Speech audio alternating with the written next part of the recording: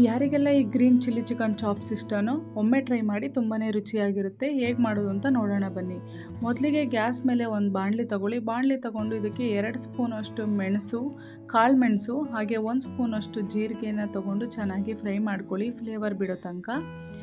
ಚೆನ್ನಾಗಿ ಫ್ಲೇವರ್ ಬಿಟ್ಟಿದೆ ಅಂದಾಗ ನಾವಿಲ್ಲಿ 1 ಸ್ಪೂನಷ್ಟು ಧನಿಯಾ ಕಾಳನ್ನ ತಗೊಂಡು ಅದನ್ನು ಕೂಡ ಚೆನ್ನಾಗಿ ಫ್ರೈ ಮಾಡ್ಕೊಳ್ಳೋಣ.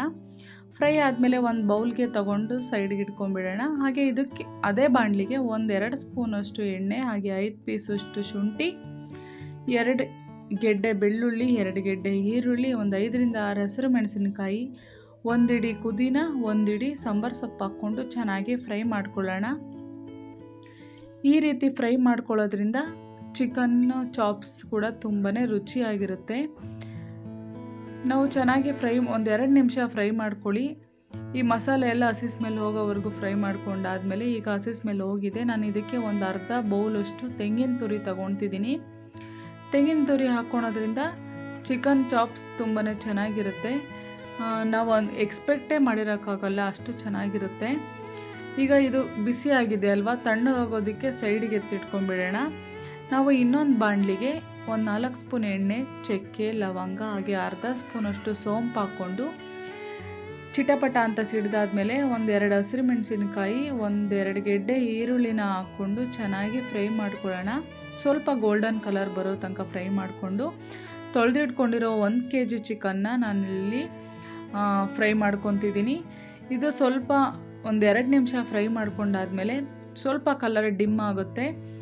1-2 ನಿಮಿಷ ಫ್ರೈ ಮಾಡಿಕೊಂಡು ಇದಕ್ಕೆ ಅರಿಶಿನ ಪುಡಿ ಹಾಗೆ ಒಂದು ಅರ್ಧ ಸ್ಪೂನಷ್ಟು ಉಪ್ಪು ಹಾಕ್ಕೊಂಡು ಚೆನ್ನಾಗಿ ಫ್ರೈ ಮಾಡ್ಕೊಳ್ಳೋಣ. ಚಿಕನ್ನಲ್ಲಿ ನೀರಿನ ಅಂಶ ಇರುತ್ತೆ, ಆ ನೀರಿನ ಅಂಶ ಹೋಗೋವರೆಗೂ ಫ್ರೈ ಮಾಡಿಕೊಂಡ್ರೆ ಸಾಕು, ತುಂಬಾ ಚೆನ್ನಾಗಿರುತ್ತೆ.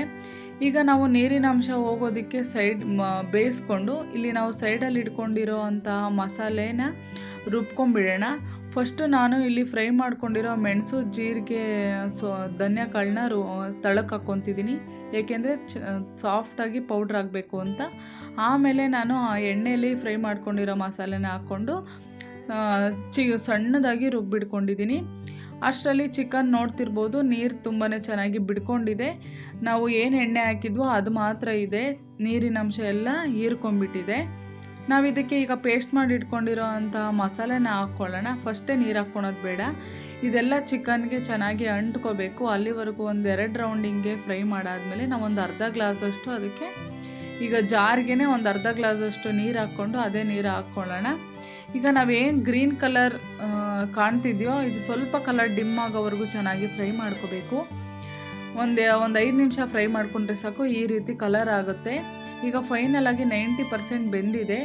ಫೈನಲಾಗಿ ಬೆಂದಾದಮೇಲೆ ನಾವು ಇದಕ್ಕೆ ಹೆಚ್ಚಿಟ್ಕೊಂಡಿರೋ ಸಾಂಬಾರು ಸೊಪ್ಪನ್ನ ಹಾಕ್ಕೊಂಡು 1-2 ಸಲ ಮಿಕ್ಸ್ ಕೊಟ್ಟರೆ ರೆಡಿ ಆಯಿತು ಗ್ರೀನ್ ಚಿಲ್ಲಿ ಚಿಕನ್ ಚಾಪ್ಸ್.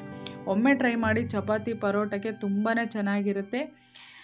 ದಯವಿಟ್ಟು ನನ್ನ ಚಾನಲ್ನ ಸಬ್ಸ್ಕ್ರೈಬ್ ಮಾಡಿ, ಶೇರ್